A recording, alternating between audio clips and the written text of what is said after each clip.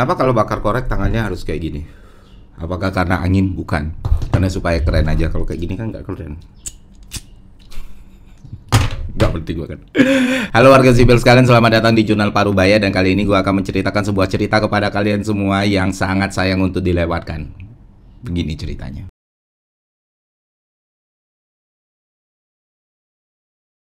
Oke, beberapa waktu yang lalu dulu di Jurnal Parubaya sebelumnya gue pernah bikin konten yang serupa, yang hampir mirip. Waktu itu gue nyeritain soal Abu Nawas dan kebahagiaan, dan sekarang gue melakukan hal yang mungkin relatif sama. Bedanya adalah ceritanya, Pak. Kalau dulu cerita Abu Nawas, sekarang ceritanya datang dari negeri kita sendiri gitu.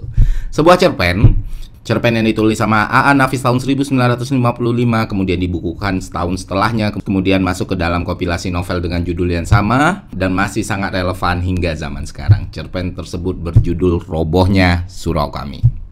Wah. Sebelum gue membahas lebih lanjut tentang esensi cerpennya, tentang keistimewaan cerpennya, dan kenapa cerpen ini sangat-sangat terkenal di masyarakat sastra Indonesia, ada baiknya gue ceritakan dulu cerita yang ada di dalam cerpen tersebut. Pertama kali baca cerpen ini kelas 3 SD.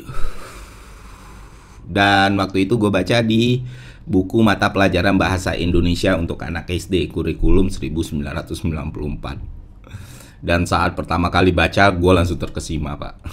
Dan beginilah kurang lebih ceritanya. Tapi sebelum itu, kita bikin kopi dulu kali ya. Gue seneng banget udah disupport sama Cafino. Karena seperti yang kalian tahu, gue emang konsumennya Cafino, sering banget gue storyin dari dulu gitu. Kalau gue bilang ini kopi saset terenak, dan sekarang mereka nge-support video gue, jadi wow, oke banget. Dan ya, seperti yang kalian lihat, gue udah pakai apron, udah kayak barista. Bedanya gue baristan, Pak, barista kopi instan. Kopi instan sekarang nggak kalah dibanding kopi kafe gitu, dan bisa lo buat dengan cara sangat cepat, sangat praktis, dan masih sangat enak.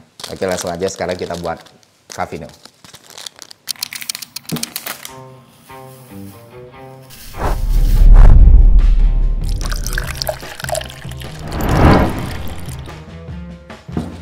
Yang istimewa dari topping ini adalah dia dari kopi asli, Pak. Jadi benar-benar dari biji kopi asli.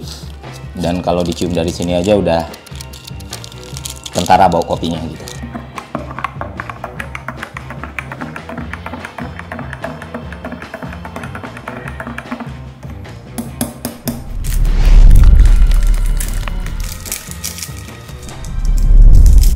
Oke, Cafinonya udah jadi. Yang spesial dari kopi ini adalah foamnya tebal, terus kopinya kerasa banget, manisnya nggak ketutup. Makanya rasanya bisa seenak ini. Cafino, pasti rasa kopinya.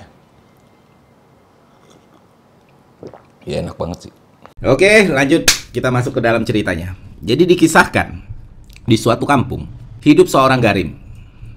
Garim ini penjaga surau.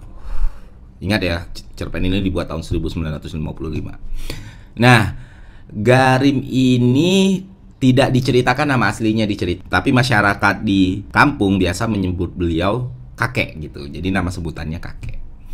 Nah, si kakek ini selain menjaga surau, dia juga punya keahlian dalam mengasah pisau. Banyak masyarakat kampung yang minta tolong diasahkan pisaunya oleh kakek. Biasanya kalau ibu-ibu yang minta tolong, itu dikasih botol sambal. Kalau bapak-bapak yang minta tolong, dikasih rokok atau uang tunai. Tapi kebanyakan yang minta tolong, itu cuma ngasih terima kasih dan senyum. Tapi kakek nggak masalah, karena bukan itu yang dia cari. Kakek adalah seorang yang sangat taat beribadah.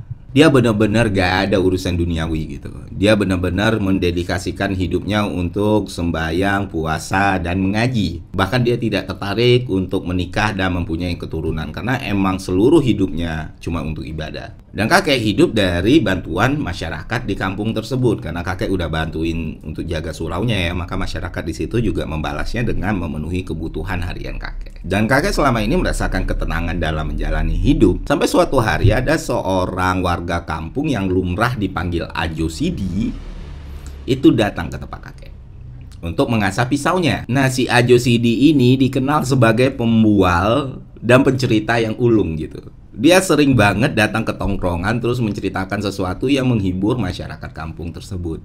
Dan yang menariknya adalah setiap cerita yang diceritakan oleh Ajo Sidi, setiap tokoh yang diceritakan sama Ajo Sidi itu relate dengan warga di kampung tersebut, Pak. Jadi seringkali dia menceritakan seorang tokoh yang mirip sama orang nyata di kampung tersebut. Itulah yang semakin menambah daya tarik cerita-cerita Ajo Sidi. Tapi belakangan Ajo Sidi sibuk. Dia jarang terlihat di kampung karena dia sibuk kerja. Suatu hari dia datang ke surau untuk meminta tolong kakek mengasah pisau yang dia punya. Nah, saat dia bertemu sama kakek dan saat kakek menerima pisaunya, Ajo Sidi pun menceritakan sebuah cerita ke kakek. Dan cerita ini berdampak sangat luar biasa bagi kehidupan si kakek. Begini cerita yang diceritakan sama Ajo Sidi. Jadi keren ya, cerita di dalam cerita, udah kayak Inception. Diceritakan oleh Ajo Sidi bahwa di suatu masa di akhirat, saat manusia dikumpulkan untuk dihisap, untuk dihitung pahala dan dosanya, terdapat seseorang di antara kerumunan orang-orang yang sedang dikumpulkan itu, namanya Haji Soleh. Haji Soleh adalah orang yang taat beribadah, orang yang alim, dan dia sedang menunggu giliran untuk dihisap dan bertemu Tuhan. Gitu. Nah, saat lagi ngantri, Haji Saleh ini udah jumawa, udah tenang pikirannya, dia udah yakin dia bakal masuk surga. Dia nggak melakukan kesalahan apapun. Dia menjalankan perintah Tuhan, menjauhi larangannya, dan mendedikasikan hidupnya untuk ibadah. Dan ketika dia melihat orang yang masuk neraka, dia mencibir gitu. Rasain gue. Tapi ketika dia melihat orang yang masuk ke surga, dia melambaikan tangan, mengeluarkan gestur, tunggu aku di sana. Sampai giliran Haji Saleh tiba. Saat Haji Saleh tiba, Tuhan bertanya, "Engkau?" kata Tuhan. Lalu Haji Saleh dengan mantap menjawab, "Namaku Saleh. Tapi karena aku sudah pernah pergi ke Mekah, maka Haji Saleh lah namaku." Itu kan Haji Saleh, flexing dia. Flexing depan Tuhan. Lalu Tuhan langsung membalas, "Nama tidak penting buatku. Nama hanya untuk engkau di dunia. Yang aku tanyakan adalah apa yang engkau lakukan selama hidupmu." Ditanya seperti itu, Haji Saleh merasa mendapat umpan lambung yang enak banget buat di-smash. Jadi dia ceritakan bagaimana dia beribadah dari muda hingga meninggalnya. Nggak ada satupun yang lewat. Tapi setiap Haji Saleh menceritakan apa ibadah yang dia lakukan selama hidup, Tuhan selalu bertanya, lalu, dan lalu, sampai Haji Saleh sudah kehabisan jawaban karena dia tidak tahu lagi apa yang harus dia ceritakan. Dia sampai bilang ke Tuhan, "Ya Tuhan, itu saja yang aku ceritakan. Kalau aku lupa, aku bersyukur aku memiliki Tuhan yang maha tahu sepertimu. Jadi tolong ingatkan apa lagi yang tidak aku ceritakan." Lalu Tuhan pun menjawab, "Kalau memang hanya itu yang kau lakukan di dunia, maka masuklah kau ke neraka." Mendengar apa yang dikatakan Tuhan, malaikat pun datang menggiring Haji Saleh dan memasukkan dia ke neraka. Nah, saat itu Haji Saleh bingung, heran, kaget, terkejut. Kenapa dia dimasukkan ke neraka? Apa salah dia? Apa dosa yang dia perbuat? Bukankah selama ini dia menjalankan perintah Tuhan? Bukankah selama ini dia menjadi seorang yang taat beribadah? Kenapa dia harus masuk neraka? Ini tidak habis pikir oleh Haji Soleh. Dan yang lebih mengagetkan lagi adalah ketika dia masuk ke dalam neraka, dia menemukan banyak teman-temannya, besti-bestinya, sahabat-sahabat dia yang juga melakukan hal yang sama selama hidupnya. Haji Saleh pun tidak tinggal diam melihat kondisi seperti ini. Dia pun melakukan rekonsiliasi, Pak. Jadi dia kumpulkan teman-temannya, dia bilang, "Kayaknya kita harus protes sama Tuhan. Tidak seharusnya kita berada di sini. Kita sudah melakukan semua perintahnya. Kita sudah menjadi orang yang saleh seperti nama saya Saleh. Tapi kenapa kita dimasukkan ke neraka?" Nah, teman-temannya mendukung tuh. "Ya, betul. Seharusnya kita tidak di sini." Terus ada yang bilang, apa mungkin Tuhan sedang hilaf dan silaf?" Lalu Haji Saleh menjawab, "Ya mungkin saja. Yang penting kita resolusikan dulu," kata Haji Saleh. Lalu ada lagi yang membalas, "Oh, kalau resolusi tidak berhasil, bagaimana kalau kita revolusikan?" Mantap sekali dia. Mau melakukan revolusi di neraka ya. Terus Haji Saleh menjawab, "Wah, tergantung keadaan. Pokoknya kita demonstrasi dulu. Mungkin saja kali ini juga efektif." Dan Tuhan akhirnya sadar kalau dia sedang hilaf memasukkan kita ke neraka, kata Haji Saleh. Lalu akhirnya mereka berkumpul. Mereka pun menghadap Tuhan dengan mantap. Haji Saleh pun langsung mengutarakan aspirasinya terhadap Tuhan. Dia bilang Tuhan sedang melakukan kesalahan, telah memasukkan dia bersama besti-bestinya ke neraka. Karena selama ini dia dan besti-bestinya lah makhluk-makhluk yang sangat-sangat mencintai Tuhan. Dan Haji Saleh juga minta agar Tuhan mencabut keputusannya supaya tidak terjadi hal yang tidak diinginkan. Itulah yang dikatakan Haji Saleh kepada Tuhan. Lalu Tuhan membalas, aku ingin bertanya, di mana kalian hidup? Di mana kalian tinggal? Lalu Haji Saleh pun menjelaskan, kita tinggal di Indonesia. Tuhan pun menjawab kembali, oh, negeri yang kaya raya itu kan, negeri yang kuberkahi itu kan, negeri yang mana kalian tidak perlu menanam agar tumbuhan tumbuh, negeri yang kaya dengan sumber daya alam yang bisa menghidupi kalian semua. Benar Tuhan, di negeri seperti itulah kami tinggal. Tapi kami tidak peduli dengan kekayaan ataupun materi lainnya. Yang dipikirkan oleh kami hanyalah menyembah kepadamu, hanyalah taat kepadamu. Lalu Tuhan menjawab lagi, jadi untuk taat kepadaku engkau rela melarat.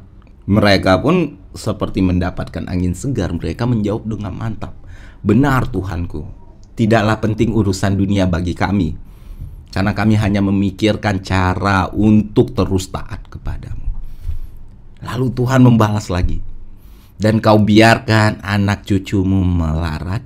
Iya Tuhanku, tapi mereka pintar mengaji. Kenapa engkau biarkan anak cucumu melarat? Kenapa engkau biarkan mereka teraniaya? Sedangkan engkau sendiri lebih suka berkelahi satu sama lain, lebih suka menipu satu sama lain. Aku beri kau negeri yang kaya, tapi kau tidak peduli. Kau tidak mau bekerja karena kau merasa bekerja terlalu melelahkan. Bekerja memeras keringat dan peluh. Kau tidak mau, kau lebih memilih untuk beribadah karena beribadah tidak perlu membanting tulang dan mengeluarkan keringat. Sedangkan aku sudah menyuruhmu untuk beramal walaupun keadaanmu miskin. Bagaimana kamu ingin beramal kalau tidak ada yang kamu miliki? Dan sekarang masuklah kalian semua ke neraka. Lalu Haji Saleh bertanya kepada malaikat, wahai malaikat, salahkah kami beribadah kepada Tuhan? Lalu malaikat menjawab, tidak. Ibadahmu kepada Tuhan bukanlah suatu kesalahan. Kesalahanmu adalah kamu terlalu mementingkan dirimu. Kamu terlalu memikirkan soal surga dan nerakamu. Kamu tidak peduli dengan kaummu, keluargamu, dan kerabatmu. Sehingga karena keegoisanmu mereka teraniaya dalam hidupnya. Itulah kesalahanmu, kata malaikat. Mendengar cerita ini kakek langsung bersedih, kakek langsung menangis, kakek langsung gundah gulana selama berhari-hari. Sampai suatu hari kakek ditemukan meninggal dengan menggorok lehernya sendiri. Dan waktu kakek meninggal, seluruh masyarakat kampung mengurus pemakaman kakek, kecuali satu orang, yaitu Aju Sidi. Kenapa Aju Sidi tidak mengurus pemakaman kakek? Karena Aju Sidi sibuk bekerja. Nah, itulah kurang lebih ceritanya, dan cerita aslinya penuh dengan penuturan yang indah, penuh dengan tata bahasa yang bagus juga, dan kalian bisa belajar banget dari situ. Nggak cuma substansinya, tapi gaya penulisannya juga akan memberikan banyak hal buat kita. Jadi gue sangat keras merekomendasikan kalian untuk membaca langsung cerpennya. Mungkin kalian semua mengartikan cerpen ini dengan cara yang berbeda-beda, itu kedaulatan kalian masing-masing. Kalau kata Pak Sapardi atas cerpen Robohnya Surau Kami ini, dia bilang robohnya surau kami mengingatkan kita bahwa bekerja adalah bagian dari ibadah itu sendiri.